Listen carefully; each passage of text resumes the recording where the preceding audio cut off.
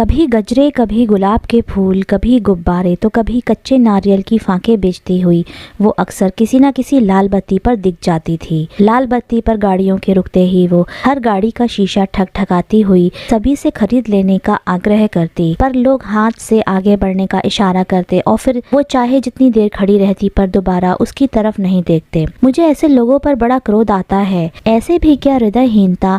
अचानक हरी बत्ती होते ही गाड़ियां आगे बढ़ जाती और वो असहाय सी खड़ी रह जाती। मैं अक्सर बैक मिरर पर उसे देखता और उसके अनमनेपन को पढ़ने की कोशिश करता। फिर वो आंखों से ओझल हो जाती और मेरा मन बहुत देर तक खिन्न रहता।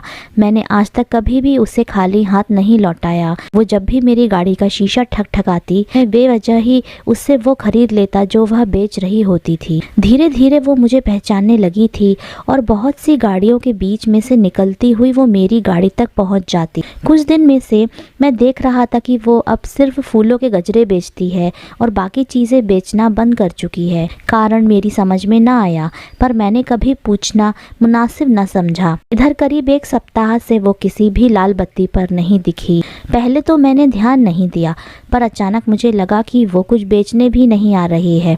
मुझे लगा कि वो शायद बीमार हो। मुझे उसके बारे में कुछ भी नहीं पता था, यहाँ तक कि उसका नाम भी। कभी इसकी ज़रूरत ही महसूस नहीं हुई और मैं उसे भूल भी गया। इस भाग दौड़ भरी जिंदगी में इन छोटी छोटी बातों को याद रखना बहुत मुश्किल है। इसी बीच किसी ने मेरी पत्नी से पूछा, आजकल आप ठाकुर जी के लिए पुष्पमाला नहीं लाते? हाँ, आजकल लौटने में देर हो जाती है इसलिए नहीं ला पाता। दरअसल जो गजरे में खरीदता था उसे 15 वर्षीय लड़की से सुलेखा उन्हें जोड़कर माला बना लेती और ठाकुर जी की पूजा करते समय उन्हें पहना देती। महानगरीय सभ्यता में शायद पूजा पाठ का ज्यादा चलन नहीं है, सो फूलों के गुलदस्ते तो हर जगह मिल जाते हैं, पर पूजा के लिए फूल बड़ी मुश्किल से मिलते हैं। सुलेखा मेरी पत्नी पक्की गृहस्थिन महिला है। उन्हें तो बस घर का वही सदियों पुराना चलन ही भाता है। उन पर कभी नए जमाने का रंग चढ़ा ही नहीं। 10 वर्ष पहले माँ बाबा ने सुलेखा को पसंद किया और हमारा विवाह हो गया। वो माँ की मुँह बोली बहन की बेटी थी और माँ की नजर में सर्वगुण संपन्न थी और उनके कथनानुसार उससे अच्छा जीवन साथी मुझे मिल ही नहीं सकता था। सो बिना मेरी मर्जी जाने मुझे मंडप में बिठा दिया गया। मैं आधुनिक विचारों वाला अपने आधुनिक विचारों की पोटली बांधे चुपचाप 7 फेरों में बांध दिया गया। मैं एक सरकारी बैंक में मैनेजर के पद पर कार्यरत अपने 10 साल के वैवाहिक जीवन में एक आम से घिसी पिटी जिंदगी गुजारता हुआ 2 बच्चों का बाप बन गया, पर सुलेखा में कोई भी परिवर्तन नहीं ला पाया। वो दिन भर साड़ी में लिपटी घर के कामों में लिप्त रहती। इसके सिवा उसे कोई शौक ना था। रात के सारे काम निपटाकर आंचल से ही हाथ पोंछती हुई आकर बिना किसी शिकवा शिकायत के चुपचाप लेट जाती। मैंने बहुत कोशिश की, पर सुलेखा अपनी पृष्ठभूमि से निकलकर शहरीकरण को ना अपना सकी। अब तो बच्चों को भी शिकायत रहने लगी थी उससे। वो बेटी मेधा के सिर पर तेल लगाकर 2 चोटियां बनाती और स्कूल में उसके सहपाठी उसे चिढ़ाते। बेटा सुमेर भी बिना नील की सफेद शर्ट पहनकर भुनभुनाता हुआ ही स्कूल जाता है। अभी भी सुलेखा उसे काजल का टीका लगाना नहीं भूलती और घर से निकलते ही सुमेर उस टीके को पोंछना नहीं भूलता। मैंने जिंदगी से समझौता कर लिया है और बस चल रही है जिंदगी अपनी गति से। धीरे धीरे मैं दार्शनिक होता जा रहा हूँ और जब भी समय मिलता है तो कुछ लिखने बैठ जाता हूँ। इधर कई दिनों से मुझे वो गजरे बेचने वाली लड़की बहुत याद आ रही है। मैं उस पर कुछ लिखने की ख्वाहिश लिए लाल बत्ती पर उसे ढूंढता रहता हूँ, पर वह दिखती नहीं है। अचानक 2 दिन के बाद वो मुझे सर्किट हाउस की लाल बत्ती पर दिख गई। उसकी मांग में चमकता लाल सिंदूर और बंगाली स्टाइल में बंधी गुलाबी साड़ी उसकी सांवली काया पर खूब फब रही थी और अब वो लड़की नहीं बल्कि पूरी औरत दिख रही थी। लाल बत्ती पर 2 किलोमीटर तक जाम लगा था, सो क्लच ब्रेक से खोलते हुए बहुत देर लगने वाली थी। मैंने देखा वो गाड़ियों के बीच में से निकलती हुई मेरी गाड़ी की तरफ ही आ रही थी। उसने शायद मेरी गाड़ी पहचान ली थी। मैंने गाड़ी का एसी बंद करके शीशा खोल लिया था। आज उसके हाथों में मोगरे की खुशबूदार गजरों की वेड़ियां थीं और उसका जूड़ा भी इन्हीं गजरों से सजा हुआ था। मेरे पास आते ही वो मुस्कुराई और मोगरे के गजरे दिखाकर बोली, कितने दे दूं साहब? मैं उसे देखकर अचंभित था और उसकी आवाज सुन न पाया था। मैंने ऊपर से नीचे तक उसे देखते हुए पूछा, अरे वाह, तूने शादी कर ली? वो थोड़ा सकुचाती हुई बोली कि बाबूजी वो तो बस हो गई जाने कैसे, पर इतनी कम उम्र में शादी? कम उम्र में कहाँ है बाबूजी, वो तो पूरे 35 बरस का है और 3 बच्चों का बाप भी है। मैं खींच उठा और बोला, मैं तेरी उम्र की बात कर रहा हूँ। तो वो उदास हो उठी और बोली, हम गरीबों की उम्र कम ज़्यादा नहीं होती बाबूजी, हमारी तो ज़रूरतें ही कम और ज़्यादा होती हैं। क्या उम्र है तेरी? मैंने पूछा। 15.5 बरस कहकर वह उकताई हुई बोली, आज गजरे नहीं लेंगे बाबूजी, कितने दे दूं? वो धीरे धीरे सरकती गाड़ियों को देखते हुए बोली। मैंने 4 जोड़े गजरे ले लिए और आगे बढ़ गया, पर मेरा दिमाग अभी भी उसी में अटका था। मैं आज भी उसका नाम ना पूछ सका, पर किस मजबूरी में उसने 35 साल के आदमी और 3 बच्चों के बाप से ब्याह कर लिया होगा, यही सोचता रहा। घर पहुंचकर मोगरे के गजरे को सुलेखा को देते हुए बोला, सारे ठाकुर जी को मत पहना देना, इसमें 2 जोड़े तुम्हारे लिए भी हैं। सुलेखा तुरंत बोली, मैं नहीं लगाती गजरे फजरे, ये भी क्या भले घरों की औरतों को शोभा देता है। मेरा दिमाग भिन्ना गया, पर कुछ बोलने का कोई फ़ायदा नहीं है, यह सोचकर कपड़े बदलने चला गया। एक अजीब वर्जिश सा ख्याल दिमाग में आया। माता पिता अपनी बेटियों को घर गृहस्थी की शिक्षा के साथ पति के मनोभावों को समझने की शिक्षा भी क्यों नहीं देते, जो कि एक सफल दाम्पत्य जीवन की पहली ज़रूरत होती है। खैर, सुलेखा ने सारे गजरे ठाकुर जी के लिए रख दिए। मसाले और लहसुन प्याज के गंध भरे आंचल से पोंछती हुई आकर सो गई। जीवन में पहली बार मुझे अपनी तकदीर से बहुत निराशा हुई। सुलेखा ना तो मेरे साथ किसी पार्टी में जाती, ना बच्चों के पीटीएम में जाती। फिल्में देखने का उसे कोई शौक नहीं था, पर मोहल्ले की भजन कीर्तन में ज़रूर शामिल होती। वो हमेशा अचार, बड़ियाँ, पापड़, चिप्स बनाने में मशगूल रहती, पर मेरे घर पर पहुँचने पर कभी मुस्कुराई हुई ना मिलती। हमेशा दिन भर की थकान चेहरे पर लिए दरवाज़ा खोलती और पलट कर चल देती। यहाँ तक कि लंच में रोज़ वही खाना देती। कभी कोई नवीनता तो दिखती ही नहीं खाने में। मैं भी मन मारकर अपने कैबिन में ही लंच कर लेता। अगले दिन फिर बैंक जाते हुए वो नहीं दिखी, पर शाम को वापसी में एक लाल बत्ती पर मुझे वो अपने पति और उसके 3 बच्चों के साथ एक ऑटो में दिखी। वो लोग शायद कहीं घूमने निकले होंगे। मुझे थोड़ी ईर्ष्या हुई और खुद पर तरस भी आया। घर पहुंचकर मैंने अपनी खींच चाय और पकौड़ों पर उतार दी, जो सुलेखा रखकर चली गई थी। मैंने सुलेखा को आवाज़ लगाई और बोला, कम से कम चाय तो पी सकती हो ना, या वो भी भले घरों की औरतें नहीं करती हैं। मैं चाय नहीं पीती हूँ शाम को। चाय भी कोई पीने की चीज़ है, सारा शरीर खराब कर देती है। मैं तो कहती हूँ आप भी चाय मत पिया करो। मेरे बाबूजी तो हमेशा दफ्तर से आकर गुड़ खाकर मटके का ठंडा पानी पीते थे, और देखो आज तक कभी बुखार नहीं आया उन्हें। उफ, मैं झल्ला कर खुद को ही कोसने लगा। क्यों बुलाया सुलेखा को चाय पीने के लिए? उसे तो वही सही लगता है हमेशा जो उसके अम्मा बाबूजी करते हैं। बच्चे भी अब उससे दूर होने लगे थे, क्योंकि वो ना तो कभी उन्हें कहीं घुमाने ले जाती, ना ही कभी पार्क में जाती। सुलेखा समझ ही नहीं पाती थी कि सबके अलग अलग अधिकार होते हैं जो उन्हें मिलने चाहिए। 2 दिन बाद उसने फिर देखा, आज वो एक छोटे से बच्चे को गोद में लिए हुए गजरे बेच रही थी और कुछ उदास भी थी।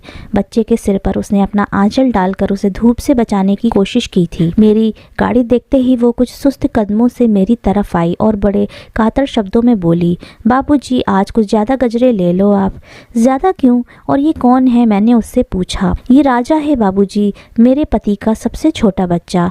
इसकी तबीयत खराब है और ये मेरे बिना बहुत रोता है, सो मालिक ने कहा इसे साथ ले जा, रो रो कर और बीमार हो जाएगा, तो मैं ले आई। मालिक कौन? मैंने कौतूहलवश पूछ लिया, तो वो मुस्कुराकर बोली, आमर स्वामी, और लज्जा से उसका मुख रक्ताब हो आया। शनिवार का दिन था, सो दोपहर बाद मैं अमूमन जल्दी घर चला जाता हूँ। थोड़ी फुर्सत में था और थोड़ी जानकारी भी लेना चाहता था, तो मैंने उसे गाड़ी में बिठा लिया और बोला, बता कहाँ रहती है? मैं छोड़ देता हूँ तेरे घर, तेरा बच्चा भी तो बीमार है ना, इसलिए। वो थोड़ी दूर पर ही बनी झुग्गियों में रहती थी। उसके घर पहुँचकर मैंने देखा एक आदमी झुग्गी के बाहर बैठकर चटाइयाँ बुन रहा था। वो लड़की भागकर एक मूढ़ा उठा लाई और मुझसे बैठने को कहा। मैं बैठ गया और पूछा, तेरा नाम क्या है? सुतपा नाम है मेरा बाबूजी, कहकर वो चटाई बुनने वाले आदमी के पास जाकर बंगला भाषा में कुछ बोली, तो वो उठकर मेरे पास आ गया और बड़ी शालीनता से नमस्ते करके वहीं जमीन पर एक छोटी आसनी जैसी चटाई पर बैठ गया। सुतपा भागकर एक गिलास गन्ने का जूस खरीद लाई और बड़े सम्मान से मुझे पकड़ा दिया। तुम कौन हो भाई? मैंने उस आदमी से पूछा, तो वो बोला, सुतपा मेरी पत्नी है साहब, और मेरा नाम लखन है। अभी कुछ दिन पहले ही मैंने इसके साथ लगन किया किया है, पर ये तो तुमसे बहुत छोटी है। वो मेरी बात काटता हुआ बोला, मोहब्बत और ज़रूरत उम्र नहीं देखती बाबूजी, और अगर मैं ऐसे लगन न कर लेता तो आज ये कहीं गलत जगह पर बैठी होती। मेरे ये बिन माँ के बच्चे झूठा खूटा खाकर सड़क के कुत्ते की तरह जिंदगी बिताते। मैं लखन के जवाब से हतप्रभ रह गया और बोला, कुछ और बताओ अपने बारे में, मैं तुम पर कहानी लिखूंगा। लखन हाथ जोड़कर बोला, हम गरीब लोगों की कोई कहानी नहीं होती साहब, हमारी तो बस मजबूरी होती है। अचानक मुझे ध्यान आया कि काफ़ी देर हो चुकी है, सो मैं बोला, लखन आज मैं ज़रा जल्दी में हूँ, पर कल मैं फिर आऊँगा और तुम्हारी कहानी ज़रूर सुनूंगा।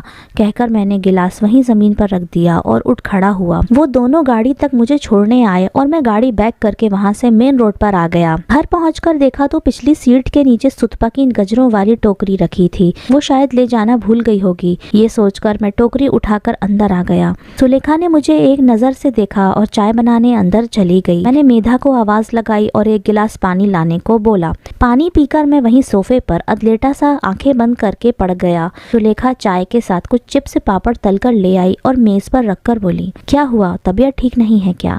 मैं अनमना सा उठकर बैठ गया और बोला, नहीं कुछ नहीं, तबीयत ठीक है, थोड़ा थक गया हूँ। सर में तेल लगा के मालिश कर दूं? सुलेखा ने पूछा तो मैंने मना कर दिया। लेखा रोज की तरह वापस चली गई और घर के कामों में व्यस्त हो गई। कपड़े बदलकर बैठा ही था कि सुलेखा चिप्स पापड़ की प्लेट लेकर आई और बोली, आपने कुछ खाया ही नहीं? मैंने कितने चाव से नए तरीके से पापड़ बनाया था, आपने चखा ही नहीं। मेरा सब्र जवाब दे गया और मैं चीख पड़ा, सुलेखा मैं सिर्फ खाने और सोने के लिए ही घर में नहीं आता, इसके सिवा भी मुझे कुछ चाहिए होता है, और वो है तुम्हारा साथ, जो मुझे बिल्कुल नहीं मिलता। तुम समझती क्यों नहीं? कभी बैठती हो तुम फुर्सत से 2 घड़ी मेरे पास, कभी पूछती हो मेरा दिन कैसे बीता? सुलेखा, जिंदगी सिर्फ अचार मुरब्बा या चिप्स पापड़ नहीं है, जिंदगी इसके अलावा भी कुछ है, ये तुम कब समझोगी? पर सुलेखा कभी इन बातों की गूढ़ता समझ ही न सकी और न ही कभी उस पर इसका कोई असर होता। अगले दिन रविवार था, अवकाश का दिन। मैं नाश्ता करके सुतपा के घर के लिए निकल पड़ा। रास्ते में रुककर उसके बच्चों के लिए खाने पीने का कुछ सामान खरीदा और थोड़ी देर बाद उसके घर पहुंच गया। आज मैं थोड़ा उत्साहित भी था क्योंकि मुझे विश्वास था कि आज मेरे हाथ एक बहुत अच्छी कहानी लगने वाली है। मैंने देखा वो दोनों पति पत्नी मेरा इंतजार कर रहे थे। सबने नहा धोकर घर के धुले साफ सुथरे कपड़े पहने हुए थे। उनकी खोली भी बिल्कुल साफ सुथरी थी और एक रुई की गद्दी वाली कुर्सी भी रखी थी जिस पर ऊपर से एक साफ तौलिया बिछाकर गंदगी छुपाने की कोशिश की गई थी। मेरे पहुंचते ही सब खुशी से खड़े हो गए। मैंने खाने पीने का सामान बच्चों को पकड़ा दिया और लखन के कहने पर कुर्सी पर बैठ गया। सुतपा एक तशरी में कुछ बताशे और नींबू का मीठा शरबत बनाकर ले आई और लखन ने बड़े सम्मान से मुझे शरबत का गिलास पकड़ा दिया। लखन और सुतपा एक चटाई बिछाकर बैठ गए। मैंने अपना शरबत खत्म किया तो लखन ने गिलास ले लिया और सुतपा को कुछ इशारा भी किया जिसे मैंने देखकर भी अनदेखा कर दिया। सुतपा अंदर चली गई। मैंने लखन से थोड़ा प्रोफेशनल होकर कहा, अब कुछ बताओ अपने बारे में जिस पर मैं कहानी लिखूंगा और उसके लिए तुम्हें पैसे भी दूंगा। लखन ने हाथ जोड़ दिए और बोला, साहब हम गरीबों के पास कुछ बताने को नहीं होता, सिर्फ जरूरतें और परेशानियां हर वक्त मुंह फाड़ कर खड़ी रहती हैं। आप इतना कुछ मेरे बच्चों के लिए लेकर हमारे घर आए हैं, ये हमारा अहोभाग्य है, पर मुझे तो अपनी कहानी के लिए कोई प्लॉट चाहिए था, इसलिए मैंने उसे कुरेदना शुरू किया। इस बीच सुतपा मेरे लिए चाय पकौड़े बनाकर ले आई और फिर थोड़ी देर के बाद एक खीर का कटोरा भी पकड़ा दिया मुझे। इतनी आव भगत की कोई जरूरत ना थी और ना ही मुझे आदत थी। थोड़ी देर के बाद सुतपा आकर लखन के पास बैठ जाती और उसे मंत्रमुग्ध होकर निहारती रहती। मेरी अनुभवी आंखों से उसका लखन के प्रति प्यार और समर्पण छुपा न रह सका था। करीब 1 घंटे के बाद जब मैं उसके घर से निकला तो मेरे पास जीवन के हर एक अच्छे बुरे वक्त के एहसासों का मिश्रित प्रभावशाली प्लॉट था। चलते समय मैंने 1000 रुपए लखन को दिए और 500 रुपए सुतपा को देते हुए बोला, कल तुम अपने गजरों की टोकरी गाड़ी में भूल गई थी, इसलिए दे रहा हूँ। बड़ी ना नुकुर के बाद उन लोगों ने पैसे लिए और सुतपा ने मेरे पाँव छूते हुए निष्पाप स्नेहल नजर से मुझे देखा। अब मुझे जल्दी घर पहुंचने की जल्दी थी ताकि मैं अपना सबसे पसंदीदा शौक पूरा कर सकूं। बच्चे खाना खा चुके थे। सुलेखा मेरी थाली लगा कर रख गई और जाकर बर्तन धोने लगी। मैंने उसे खाना खाने के लिए कहा पर वो बाद में खा लेने की बात कह के बर्तन धोती रही। मैंने बड़े अनमनेपन से खाना खाया और कहानी लिखने के लिए अपनी टेबल पर आ बैठा। कहानी क्या थी? 2 विपरीत दिशाओं में जाती हुई एक ऐसी दास्तान थी जिनके एक छोर पर मैं और सुलेखा थे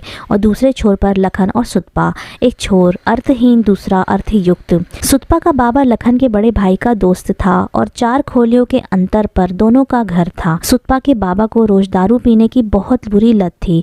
फलस्वरूप उसका लीवर खराब हो गया और सुतपा की माँ के कर्ज में डूबकर दवा करने के बाद भी वो न बच सका। अपने पीछे छोड़ गया पहाड़ जैसा कर्ज, असमय बूढ़ी होती पत्नी और जवान होती बेटी। वो बड़े मुश्किलों वाले दिन थे उनके लिए और कर्ज को उतारने के लिए सुतपा की माँ दिन रात काम करने लगी थी, पर उस हड्डियों के ढांचे में इतनी शक्ति न थी, सो वो बीमार रहने लगी थी। अब पेट भरने के लिए सुतपा को मैदान में कूदना पड़ा और वो अलग अलग सामान लाल बत्ती चौराहों पर बेचने लगी, पर इससे सिर्फ माँ की दवाइयाँ और जिंदा रहने लायक खाना जुटा पाती थी सुतपा। इधर तीसरे बच्चे को जन्म देते समय लखन की बीबी ने सदा के लिए आंखें बूंद ली तो बिन माँ के बच्चों को पालना बहुत मुश्किल लगने लगा लखन को। लखन सब्जी का ठेला लगाता था और बड़ा ही भला इंसान था। उसी ने सुतपा के बाबा की बीमारी में कर्ज भी दिया था जो सुतपा की माँ को उतारना था। एक दिन लखन ने सुतपा की माँ से कहा, काकी आपको तकलीफ तो होगी, पर अगर दिन में आप मेरे बच्चों को अपने साथ रख लें तो मुझ पर एहसान होगा। मैं उनका खाना और छुटके का दूध सब आपके पास रखकर निकलूंगा।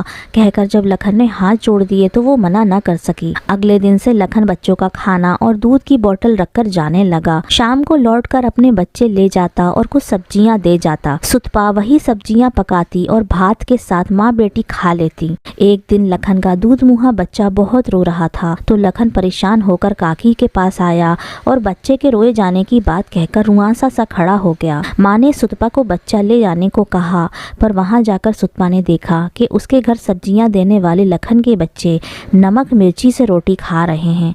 उसे बहुत दुख हुआ और घर आकर उसने पकाई हुई सब्जी चुपके से डब्बे में डालकर लखन को पकड़ा दी और मुंह पर उंगली रखकर चुपचाप रहने का इशारा भी कर दिया। लखन ने बड़ी कृतज्ञता से सुतपा को देखा और अगले दिन से ज्यादा सब्जियां सुतपा के घर देने लगा। अब सुतपा ज्यादा सब्जी पकाती और चुपके से माँ को बिना बताए लखन के घर पहुंचा देती। कभी कभी थोड़ा भात भी दे आती। लखन कुछ न बोलता, पर मूक कृतज्ञता उसकी आंखों में साफ नजर आती। धीरे धीरे दोनों के बीच ये सब एक मूक समझौता जैसा हो गया। लखन शाम को सब्जी लेकर जब अपने बच्चों को लेने आता तो सुतपा उसे चाय का गिलास पकड़ा देती और वो बिना कुछ बोले चुपचाप चाय पी जाता। अगल बगल की खोली वालों से ज्यादा दिन ये बात न छिपी रह सकी और धीरे धीरे खुसर खुसर शुरू हो गई। दोनों परिवारों की बढ़ती हुई घनिष्ठता ने कर्जे के तीखे दंश का जहरीलापन कम अवश्य कर दिया था। लखन में कोई ऐब न था।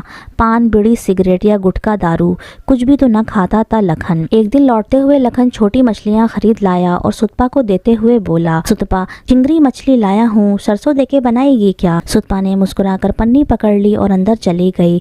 उस रात लखन ने बच्चों के साथ सुतपा के घर में भरपेट मच्छी भात खाया। सुतपा पास में बैठकर परोसती रही। थोड़ी देर बाद ही लखन बोला, काकी और तुम भी खा लो ना। सुतपा ने माँ से पूछा और दोनों की थाली लगा ली। सबने एक साथ मिलकर बैठकर खाना खाया। फिर लखन बच्चों को लेकर चला गया। माँ की तबीयत अब ज्यादा बिगड़ने लगी थी। दवाई खाने के बाद भी बुखार पीछा ना छोड़ रहा था और फिर एक रात में माँ की बिगड़ती हालत देखकर सुतपा घबरा गई और भागती हुई लखन को बुला लाई। माँ शायद इंतजार ही कर रही थी। लखन को देखते ही सुतपा का हाथ लखन को पकड़ाया और बिना कुछ बोले एक लंबी हिचकी लेकर आंखें बंद कर ली। सुतपा पर दुखों का पहाड़ टूट पड़ा। वो माँ की निर्जीव देह पर बहरा कर गिर पड़ी और रोने लगी। आस पड़ोस वाले भी जुट गए और सुबह माँ का अंतिम संस्कार भी लखन की मदद से हो गया। पर अब सुतपा बिल्कुल अकेली रह गई। लखन ने भी अकेली सुतपा के घर आना जाना कम कर दिया। शायद उसे सुतपा की बदनामी के डर से रोक दिया था। कुछ दिन बाद सुतपा फिर सामान बेचने लाल बत्ती पर खड़ी होने लगी, पर अब आस पड़ोस के लोग उस पर नजर रखने लगे थे। जवान अकेली लड़की पर गिद्ध के जैसी न जाने कितनी नजरें अटक गई थीं और मौका मिलते ही नोच खाने को तैयार थी। रात के अंधेरे में अब अक्सर दरवाजे की सांकल खटकती, पर सुतपा डर कर और सिमट जाती। कई बार तो जागते हुए ही सुबह हो जाती थी। जब आस पास के गिद्धों को नोच खाने का मौका न मिला तो वो सब सुतपा को लखन के साथ जोड़कर बदनाम करने लगे। सुतपा को देखते ही भद्दी फप्तियां कसते और जोर जोर से फिल्मी गाने गाते। सुतपा कोई जवाब न देती। लखन के भाई से भी शिकायत करते कि कुलच्छनी लखन को जाल में फांस रही है। अब लखन का भाई भी जब तब सांकल खटखटाने लगा था। लखन बहुत सोचता कि आखिर काकी सुतपा का हाथ उसे क्यों पकड़ा गई जाते जाते, पर कोई जवाब न ढूंढ पाता। फिर एक शाम लाल बत्ती से लौटते हुए सुतपा ठोकर खाकर गिर पड़ी और एक ईंट लगने से उसका माथा फट गया। खून से सन गई सुतपा की देह पर किसी ने उसे होश में लाने की कोशिश नहीं की। सब बस घेरा बनाकर खड़े हो गए थे। थोड़ी देर बाद ही लखन भी अपना ठेला लेकर वापस आ रहा था कि भीड़ देखकर रुक गया। लोगों के बीच से रास्ता बनाता हुआ लखन सुतपा को सड़क पर पड़ी देखकर चौंक उठा और भागकर उसके पास पहुंचा। सुतपा अचेत पड़ी थी। लखन ने सुतपा को बाजुओं में उठाया और अपने ठेले की तरफ दौड़ पड़ा। ठेले पर कुछ सब्जियां पड़ी थीं। लखन ने लात मारकर ठेले की सब्जियां गिरा दी और अपना अंगोछा बड़ी मुश्किल से ठेले पर बिछाया। भीड़ में से कोई उसकी मदद को आगे न आया। लखन ठेले पर सुतपा को लेकर पास के डॉक्टर के पास पहुंचा। डॉक्टर ने घाव की पट्टी की और इंजेक्शन भी लगाया। इसी बीच भीड़ में से किसी ने लखन के भाई को जाकर बता दिया कि लखन उस कुलच्छनी को लेकर डॉक्टर के पास गया है। लखन का भाई गुस्से में आग बबूला हो गया। सुतपा को होश आ चुका था, पर वो ठेले में बेसुध सी पड़ी रही। लखन ठेले को धकेलता हुआ घर की तरफ लौट रहा था कि रास्ते में ही लखन का भाई गुस्से से भरा हुआ मिल गया और लखन पर बरस पड़ा। उसने सुतपा को झटके से खींचकर ठेले से उतारने की कोशिश की, पर तभी लखन ने आगे बढ़कर अपने भाई का रास्ता रोक लिया। दोनों भाइयों में तू मैं में इतनी बढ़ गई कि हाथापाई की नौबत भी आ गई। लखन का भाई सुतपा से चीखते हुए पूछ रहा था, बोल उल्टा, क्या रिश्ता है तेरा मेरे भाई से? वह अर्ध बेहोशी में धीरे से बड़बड़ाई, कोई रिश्ता नहीं है दादा। पर वो उसे लात मारते हुए बोला, झूठ बोलती है साले, आज मैं इसे सबक सिखा के रहूंगा। तभी अचानक लखन तनकर सुतपा के पास जाकर खड़ा हुआ और जोर से बोला, खबरदार जो अब एक शब्द भी किसी ने सुतपा के खिलाफ बोला। लखन ने लपक कर सब्जी काटने वाली दरांत उठा ली और जोर से चीखा, काट कर रख दूंगा अब अगर किसी ने कुछ भी बोला तो। सालो, जब सांकर बजाकर तुम्हारी दाल नहीं गली तो इस मासूम पर इल्जाम लगाने लगे। तुम लोग समझते हो मुझे कुछ पता नहीं है? एक एक का चेहरा पहचानता हूँ मैं। लखन दरांत लहराते हुए बोला। लखन का भाई लपक कर आगे आया और लखन से बोला, तेरा भेजा घूम गया है क्या? कौन लगती है तेरी ये? सारे मोहल्ले में बदनाम और छिचोरी है साली, और तू इसे दवाई और सुई लगवा रहा है? माँ के मरते ही नाखून निकल आए इसके। चल उतार इसे ठेले से, और खबरदार अगर दोबारा इसके साथ दिखा तो मुझसे बुरा कोई नहीं होगा तेरे लिए। लखन, तूने सुना नहीं मैंने क्या कहा? आज नहीं दादा, आज कुछ भी मत कहना, वरना आज मैं भूल जाऊंगा कि तुम मेरे बड़े भाई हो। तो मेरे रास्ते से, मुझे इसे घर ले जाना है। लखन ने दरांत लहराते हुए कहा तो भीड़ लगाकर खड़े लोग पीछे हट गए। लखन का भाई फिर चीख कर बोला, घर ले जाएगा इसे? अपने माँ बाप को खा गई ये मनहूस और अब तुझ पर डोरे डाल रही है। तुझे समझ नहीं आ रहा? क्यों ले जाएगा घर? कौन है तेरी? किस रिश्ते से ले जाएगा घर? माँ है ये तेरी? भाभी है? बीवी है? बोलना कौन है ये? दादा, मेरा मुंह मत खुलवाओ। इसके दरवाजे की सांकल तुमको भी बचाते देखा है मैंने, और जो खड़े हैं यहाँ उनमें से कईयों को देखा है, और अगर दरवाज़ा खुल जाता तब तो ये कुलच्छनी ना होती ना। सुतपा भी शोर सुनकर उठ बैठी और एक हाथ से माथा दबाकर ठेले से उतरने लगी। तभी लखन सुतपा की ओर लपका और बोला, तू लेट जा चुपचाप, मैं देखता हूँ कौन उठाता है तुझे यहाँ से। दादा, रिश्ते की बात मत करना। तुम लोग किस रिश्ते से इसकी सांकर बचाने गए थे? अभी बताता हूँ कि ये कौन है रिश्ते में। लखन ने तेजी से ठेला आगे बढ़ाया और सीधा काली मंदिर पहुँच गया। उसने सुतपा को सहारा देकर ठेले से उतारा और पीछे आते भाई और उसके साथ की भीड़ को पलटकर देखा। फिर सुतपा का हाथ पकड़कर सहारा देते हुए मंदिर के अंदर चला गया। उसे आते देख मंदिर के पंडित जी उठकर खड़े हो गए। लखन ने एक बार सुतपा को देखा और माता के चरणों के पास रखे सिंदूर के कटोरे से एक मुट्ठी सिंदूर लेकर सुतपा की मांग में उड़ेल दिया। सुतपा की मांग और माथा चटक लाल सिंदूर से चमक उठा। लखन ने पंडित जी से कहा, काली माता और आपको साक्षी मानकर मैंने सुतपा की मांग भरकर उसे अपनी पत्नी स्वीकार किया है, क्योंकि अगर मैं ऐसा नहीं करता तो बाहर खड़े ये सारे गिद्धे सुतपा को नोचकर खा जाते और फिर ये कहीं किसी गलत जगह पर बैठ जाती गलत काम करने के लिए। पंडित जी, सुतपा की माँ मरते समय इसका हाथ मुझे पकड़ा गई थी। आज मैं समझ पाया हूँ इस बात का मतलब आप हम दोनों को आशीर्वाद दें। इतना कहकर लखन सुतपा के साथ पंडित जी के चरणों में झुक गया। वृद्ध पंडित जी द्रवित हो उठे और माता के कंठ से 2 फूल की माला उतार कर लखन को देते हुए बोले, ये लो माता का प्रसाद, ये माला एक दूसरे को पहना दो। लखन और सुतपा ने माला पहना दी। बेटी, अपना आंचल पसारो और माता से विनती करो कि वो तुम दोनों को आशीर्वाद दें। कहते हुए पंडित जी ने प्रसाद का पूरा थाल सुतपा के आंचल में उड़ेल दिया। सुतपा का आंचल मिठाइयों से भर उठा। माता के चरणों के पास चढ़े लड्डू उठाकर दोनों को देते हुए बोले, ये लो माता का प्रसाद खाकर मुंह मीठा करो। माता की एक चुनरी उतारकर लखन को देते हुए बोले, लो बेटा, माता की चुनरी अपनी पत्नी को सर से ओढ़ा दो, आज से तुम दोनों पति पत्नी हो गए। लखन ने चुनरी सुतपा को सर से ओढ़ा दी। पंडित जी को प्रणाम करके बड़े स्थिर कदमों से सुतपा का हाथ पकड़ाकर बाहर आए और बोले, दादा, सुतपा मेरी विवाहित पत्नी है। मैंने अभी पंडित जी और काली माता को साक्षी बनाकर इसे अपनी पत्नी स्वीकार किया है। देखो, इसकी मांग में चमकता हुआ ये लाल सिंदूर माँ काली के चरणों का प्रसाद है। मैं अपनी पत्नी को अपने घर ले जा रहा हूँ, किसी के मुंह से बोल न फूटे। और लखन सुतपा का हाथ पकड़े हुए भीड़ में से चलता हुआ अपने घर आ गया। सुतपा लखन की चौखट लांघकर चुन्नी ओढ़े अंदर आई और लखन के पैरों में झुक गई। लखन ने सुतपा को कंधों से पकड़कर उठाया और चारपाई पर बैठा दिया। अपने दूध मोहे बच्चे को सुतपा की गोद में डालकर बोला, सुतपा, तुम्हें इन गिद्धों के बीच अकेले छोड़ने से ज़्यादा अच्छा मुझे ये लगा कि तुमसे लगन करके इन 3 बच्चों की माँ बना दूं, और वही मैंने किया है। अब तुम सम्मान से मेरी पत्नी और इन बच्चों की माँ बनकर मेरे साथ रहोगी। अब कोई आधी रात को इस घर की साकर बजाने की हिम्मत ना कर सकेगा। सुतपा ने तीनों बच्चों को अपने आंख में भर लिया और बड़े प्यार से सम्मान से लखन को देखा। अब सुतपा और लखन एक दूसरे की छाया बनकर रहते हैं और पल भर के लिए भी एक दूसरे से अलग नहीं होते हैं। पूरा परिवार एक साथ एक ही थाली में खाना खाता है और दोनों एक दूसरे की खुशियों का पूरा सम्मान करते हैं। सुतपा लखन की खुशी के लिए बन संवर कर रहती है और उसकी हर इच्छा बड़े जतन से पूरी करती है।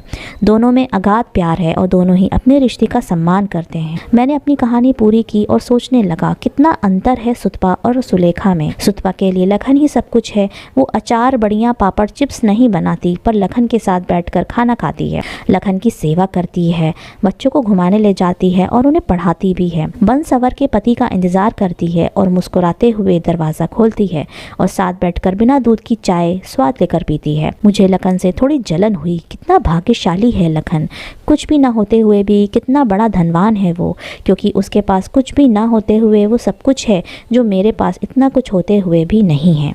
अचार और बढ़िया तो बाजार में भी मिल जाती हैं, पर एक दूसरे को देने वाला समय कहीं नहीं मिलता। जिंदगी की गाड़ी एक दूसरे के प्रेम और समर्पण पर निर्बाध गति से चलती है, किंतु इसकी गूढ़ता को कोई समाज शास्त्र में एमए करके भी नहीं समझ पाता और कोई सिर्फ 5 जमातें पढ़कर ही समझ जाता है। मैं यही सब सोचता रहा और सुलेखा न जाने कब चाय का कप मेरी टेबल पर रखकर चली गई। मुझे वितृष्णा सी होने लगी। कम से कम चाय पीने को तो बोलती, पर उसे तो सूखे कपड़े रस्सी से उतारने होंगे या बर्तन धोने होंगे। इसके पास टाइम ही कहाँ रहा होगा।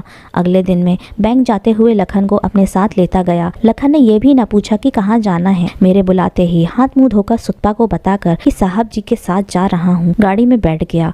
रास्ते में मैंने पूछा, गाड़ी चला लेते हो? वो बोला, जी साहब, मेरी पहली बीवी की मृत्यु होने के बाद छोड़ दिया। पहले तो मैं ऑटो चलाता था। ये देखिए मेरा लाइसेंस। बैंक पहुंचकर मैंने अपनी गारंटी पर लखन को एक ऑटो फाइनेंस करवाया और किश्त समय से जमा करने की ताकीद के साथ ऑटो दिलवा दिया। लखन की खुशी का ठिकाना ना था। वो बार बार मुझे धन्यवाद कहता रहा, पर मैं जान गया था कि वो जल्दी से ही जल्दी अपनी खुशी सुतपा के साथ बांटना चाहता था।